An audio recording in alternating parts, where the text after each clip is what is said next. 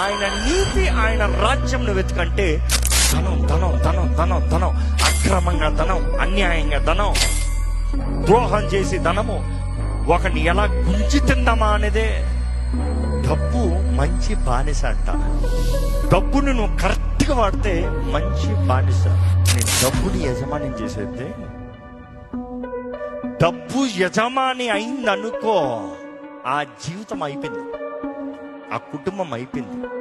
ఇక్కడ చూసినప్పుడు బబులోను దాని అంతము భయంకరమంట, ఇది ధనమునిస్తుందంట.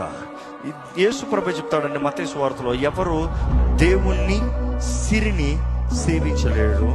ఏదన్నా ఒకటే, ఎక్కడ నీ సిరి ఉందో అక్కడ నీ హృదయం ఉంటుంది. ఈ తరమంతా ఎలక్ట్రానిక్ తరమంట, డబ్బులు చేతుల్లో వద్దు, డిజిట్ కనబడితే చాలు. ఈ తరమంతా చూస్తే అపవాది డిసెప్షన్స్, అబద్ధాలతో బ్రతుకుతమే కనబడుతుంది.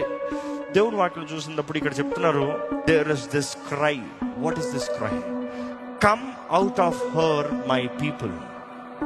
ఈరోజు దేవుడు చెప్పదలుచుకున్నది అంతే మీతో, బబులోన్లో నుండి బయటికి రా, బబులోన్ నుండి బయటికి రా. దేవుడు పిలిపిస్తున్నాడు. ఇదిగో ఈ ప్రకటన గ్రంథం చదువుతూ, బబులోన్ నుండి బయటికి రా, బబులోను ఉగ్రతలను ఉండొద్దు, బబులోను నుండి బయటికి రా, బబులోనుతో సాంగత్యము చెయ్యొద్దు, లోకముతో స్నేహము, దేవునితో వైరము. ఎవరు దేవుణ్ణి లోకాన్ని కలిపి సేవించలేరు.